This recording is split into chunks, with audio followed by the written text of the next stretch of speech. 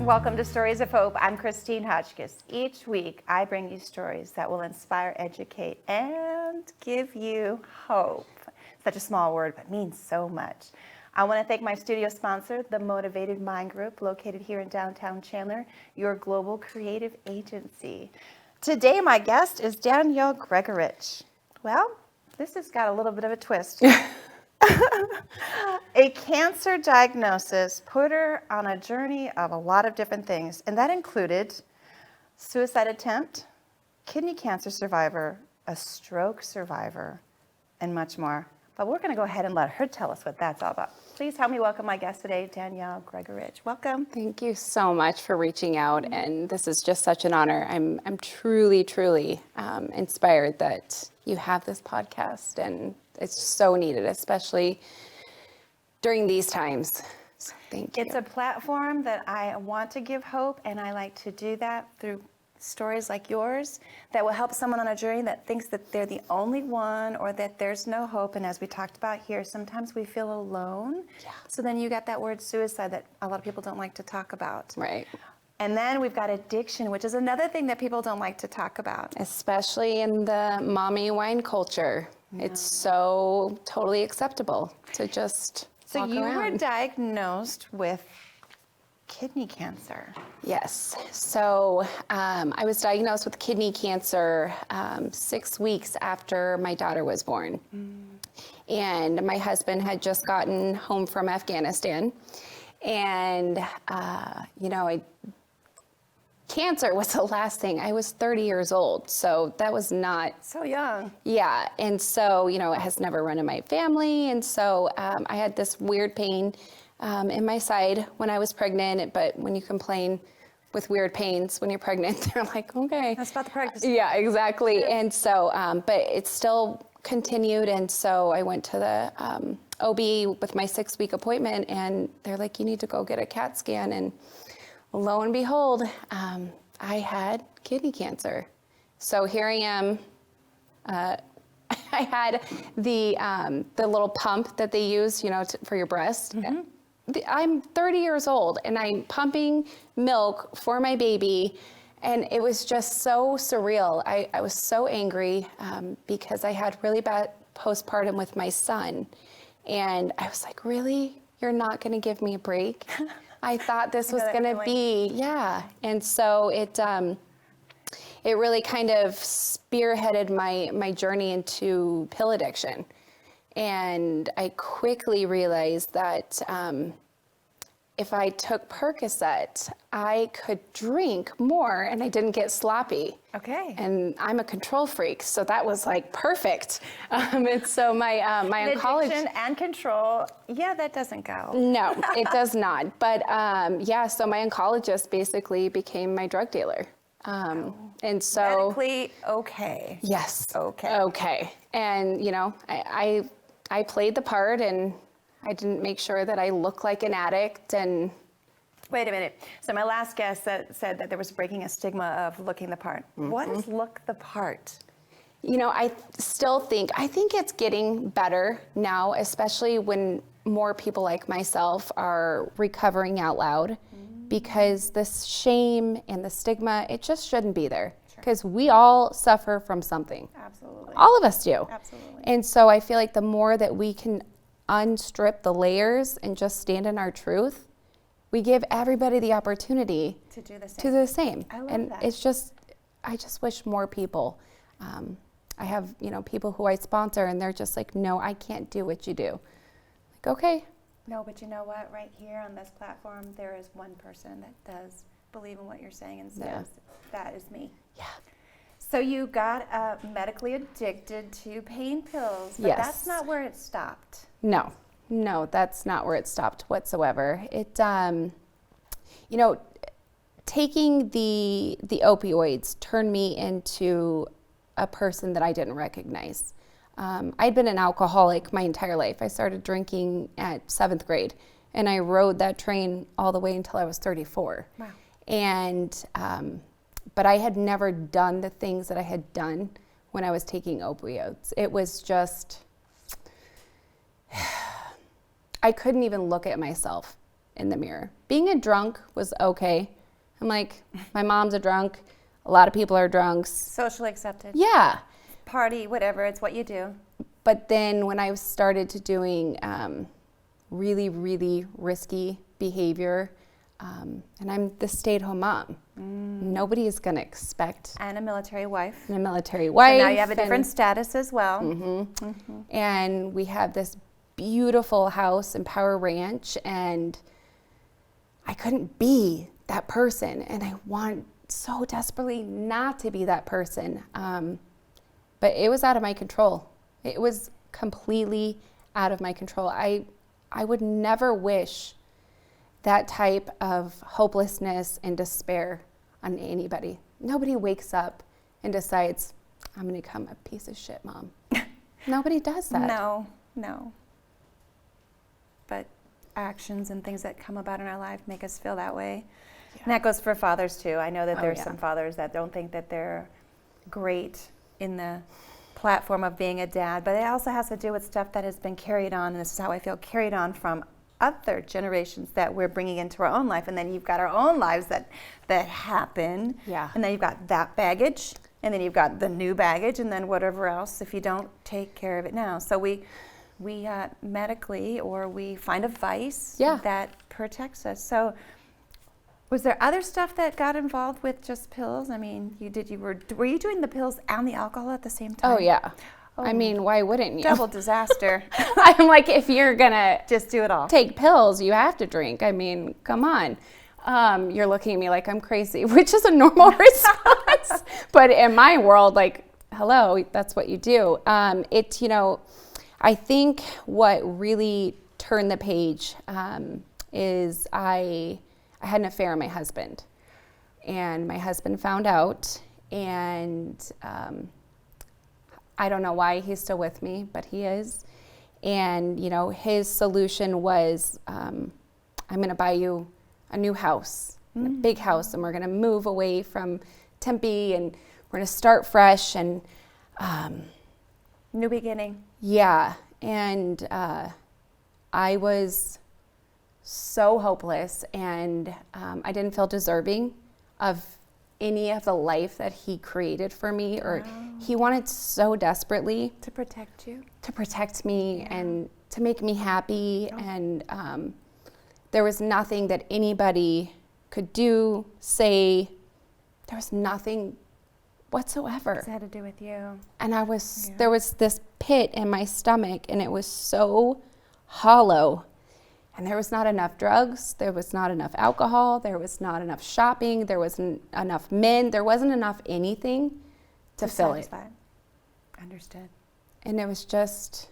Those are different addictions all on its own. Yeah. And so when we moved to this big, beautiful blue house, shortly after, in December of 2016, I almost successfully killed myself. And my husband found me dead on the floor. And I woke up in the hospital and I was pissed. Because here I am, another failure. Like, I can't even kill myself properly. Are you for real? Wow. I was furious. Wow. Furious. And I stayed furious for a really long time. Wow. And you would think I would get sober after that. No. Yeah, we wake you up because now you didn't succeed, and then you also have a family, you have children. Yeah, doesn't matter. It didn't matter because it was you that was broken. It didn't matter the amount of money, the lifestyle, the person that loved you and said, I'm here. It didn't matter. It had to do with you. I had a horse, I had a golf cart. Like, I had everything. The white picket fence that people think they want, all of these things, when those are the things that are actually sometimes toxic, when you're already toxic. And I think, in all honesty, when we call it in the rooms Cadillac problems or Scottsdale problems, when you have everything, and you don't have a reason to feel the way that you feel, so you start diminishing your feelings and you start shoving them further down because you feel that it's not, you can't complain. Because you have everything, no one else. Everything else that someone else wants, and you're like, well, but I'm not grateful because I'm still not happy. Yeah. So going on, and we're gonna come back around on this one. I'm thinking in my head, alcohol and pills. That's a disaster right there. So you woke up and you were mad. But you have 2 books that you have written, and you're working on your 3rd that have something to do with a stroke. Yeah. Tell me more. So I ended up getting sober in March of 2018. Congratulations. I walked in willingly. I walked into the rooms of Alcoholics Anonymous. I personally am not anonymous. And I had hit that gift of desperation. And as soon as I hit that, I thought my life was going to become immediately better because I'm sober. I don't have anything. That switch was flipped and now everything's better. That That doesn't work that way.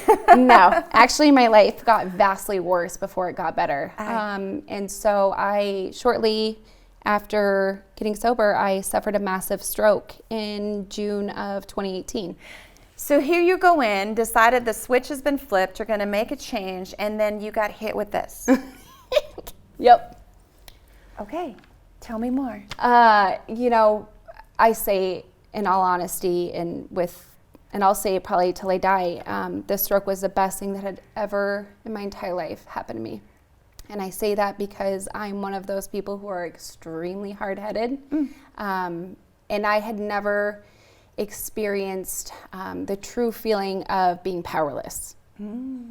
Especially when you mentioned you're a control person. Yes. Wow. And that stroke took my ability to read, write, and speak completely away.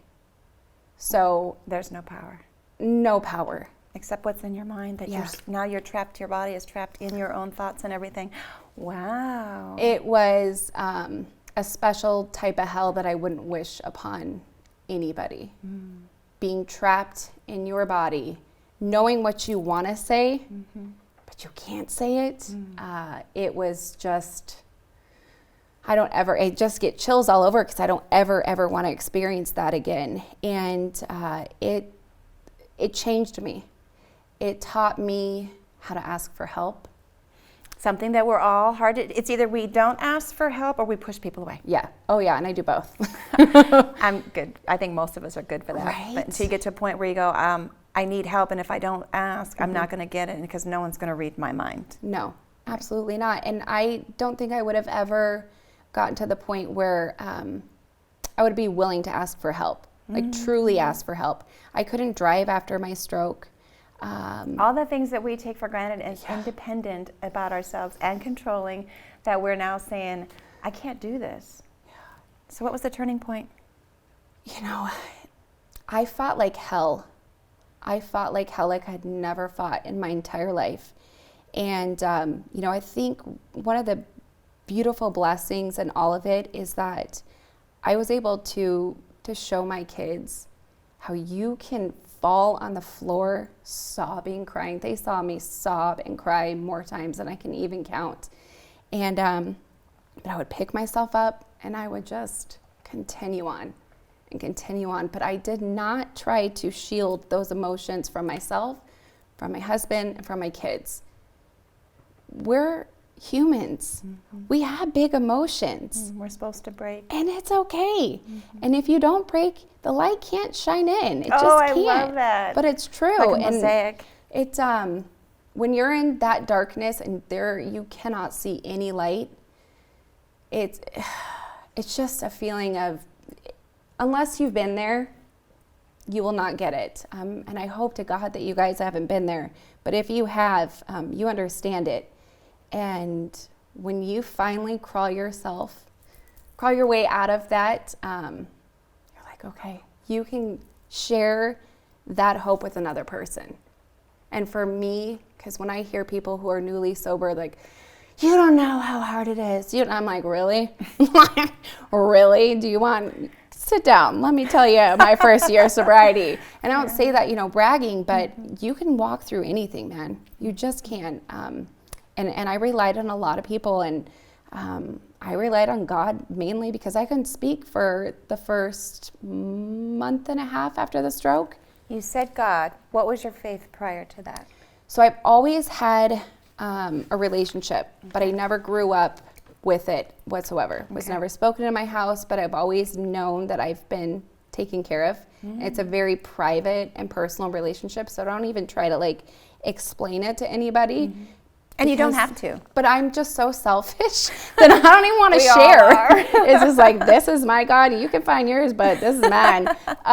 But I've always had it. And so it, and I thank God for that, because I don't know what I would have done, especially the depression that comes after the stroke. And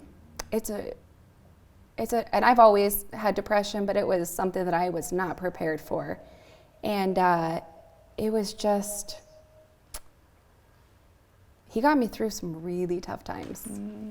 Now, you talked about if someone hasn't walked the walk, they're not going to understand. How can you help someone who hasn't walked the walk? Because your family, you just mentioned, was a part of this journey, and they probably had no idea what to do with no tools, understanding, like, am I doing something right? Am I doing something wrong? How would you help someone out here who hasn't walked it, but they're a part of someone's life that is walking it? That's one thing that I've worked on diligently with my husband, because I didn't know how to communicate my wants and my needs, my desires, nothing. And so I think as men, they're fixers. So when they see me broken and when they see me, hurting, they just want to fix it. And I had to really explain to my husband, I don't want you to fix it. I don't want you to fix it. I just want you to hear me. I want you to hear me, and I want you to see me. I love what you just said, because I always say the same thing. I'm already broken. I know I need to fix myself. I just need you to just let me vent, or just let me speak. And sometimes just speaking it is a healing in its own.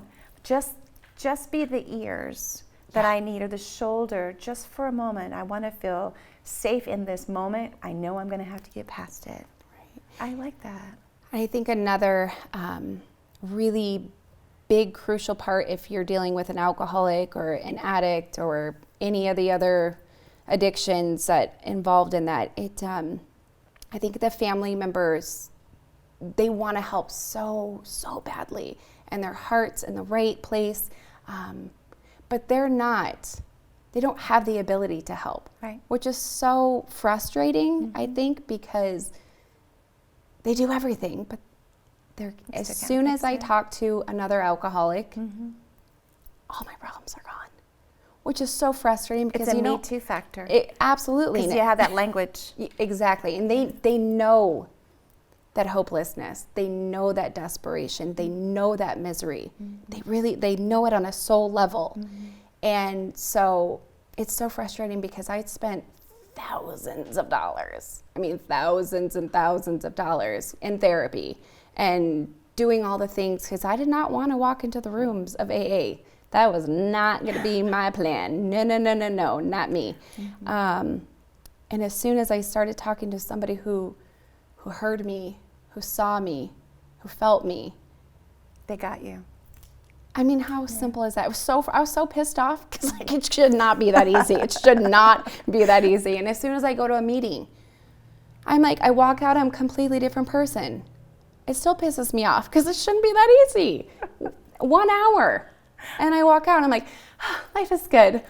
For now. Yeah, exactly, right? For now. So now we're going to go back on the stroke. Yes. Because we have 2 books sitting here in front of us, and you have a third in your works. Yes. How long did you take to get through the process of being able to speak and everything that you had taken for granted and was taken away? Yeah. So it took about a month and a half-ish. I had to go see a speech therapist. And working with that speech therapist actually was probably the therapist that I should have seen my entire life. Because she really taught me how to slow down, because my brain works so fast. Slowing down is something I have to remind myself. Yeah, and so I had to really be careful about the words that were coming out of my mouth. And so she recommended that writing, not writing, but typing out my thoughts might build those neurotransmitters in my brain. And I was like, I'm willing to do anything and everything. And in the rooms, they tell you, to start a morning routine. So I basically started writing about how much I hated my sobriety, because it was just so horrible, and it was just awful. And I had been writing from 2018 until 2020. And then when 2020 hit, I found myself, I had to virtual school my kids. Like, I didn't want to go to school myself. Here I am. Right. But I knew I needed another outlet. So I was like, let's compile all of these writings that we have done and maybe put them in a book. And I got in the shower and the title, Stroke of Sobriety, like randomly came to me. And I was like, perfect. Yeah. I had no idea where to start.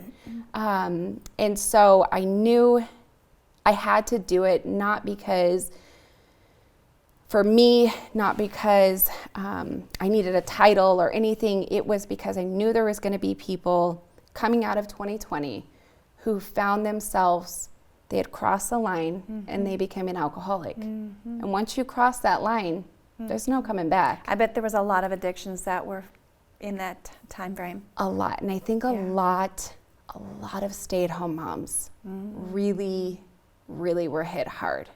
And so I knew there needed to be something out there that really talked about the raw, brutal truth of sobriety. And I hadn't found anything. So I just wrote it. You are that person. And you have 2 books and a 3rd one on the way. So what's the so you have 2 books. What are the 2 titles? So Stroke of Sobriety is my first. Stroke of Strength is my second. And then my 3rd will be called Stroke of Sanity. Because I finally have a little bit of sanity.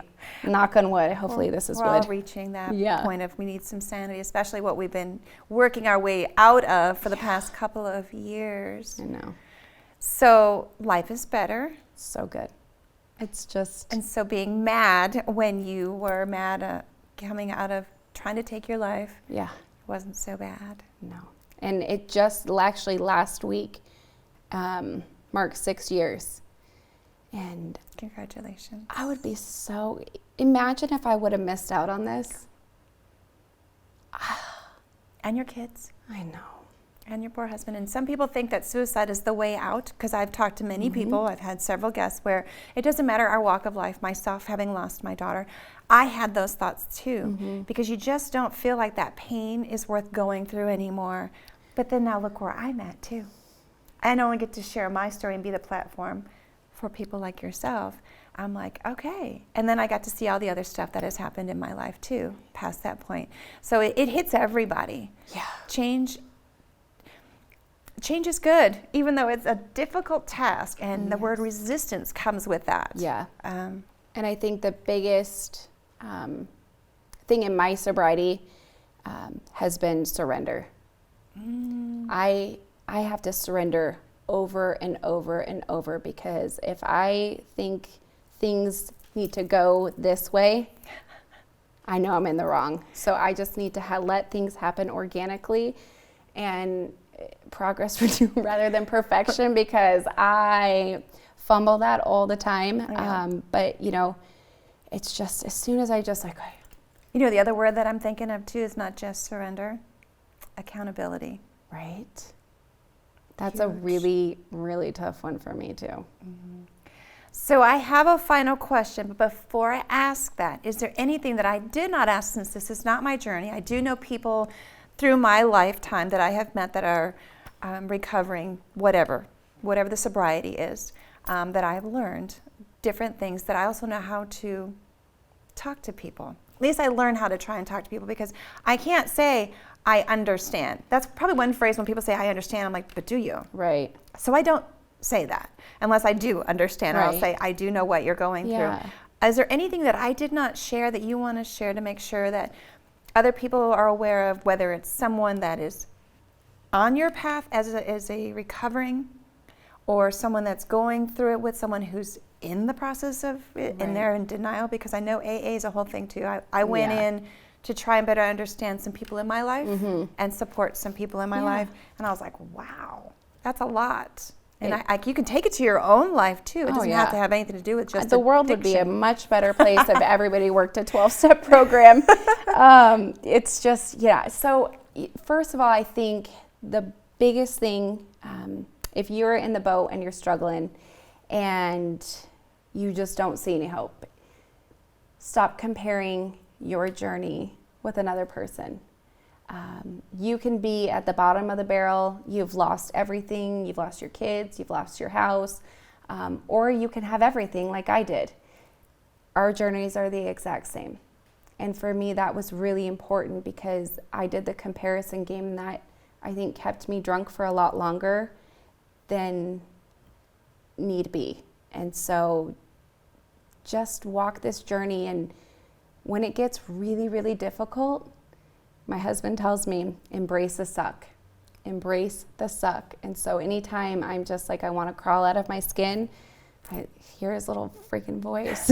Embrace the suck, Danielle. His loving voice. Yeah. In case he sees this, your loving voice. No, but thank God he is just, he doesn't sugarcoat anything with me, and I need that, but he loves me the way that I needed to be loved. And we all need to be loved differently, and the yeah. communication is definitely one of those things that we need to share, to say, this is how I feel. I don't want you to fix it, as we mentioned. I don't need you to try and tell me what I need to feel. I just want you to understand this is where I'm at. And I love the fact that you use comparison, because no matter what our journey is, when you say compare, I don't know why we feel the need to compare, but we do. But we can't, because we don't walk the same steps. We may have a similar topic or a similar experience, but it's not identical to say, oh, I should be further along than this, or I should have done this, but I'm not, or whatever the comparisons. There should be no comparisons in our lives, but yet we find a way to do it. And actually brings us further into a depression if you aren't already there. Yeah. Absolutely. And the biggest thing is, you don't have to lose everything to get sober. You don't have to lose everything to turn your life around. Your life turns around the moment you drop that shovel and just walk away. Love it. Where can we find your books? Amazon exclusively, or my website, strokeofstrength.com or strokeofsobriety.com. And social media platforms. Everyone has a social media platform that we want, not for the comparisons of how many likes and how many hearts and how many comments, but for more of an information as a platform. Yeah, actually, my Instagram got hacked. Now it's Real One and Only DG, and TikTok. I'm a big TikToker. I love it. My kids hate it. That's an addiction in its own, just so everybody knows. That's okay. That's okay. That's One and Only DG, and yeah. Okay. So I have a final question. If I only had one question to ask somebody that I could get an idea of who they are, this would be the question. Ready? What message would you like to leave everyone based on your journey?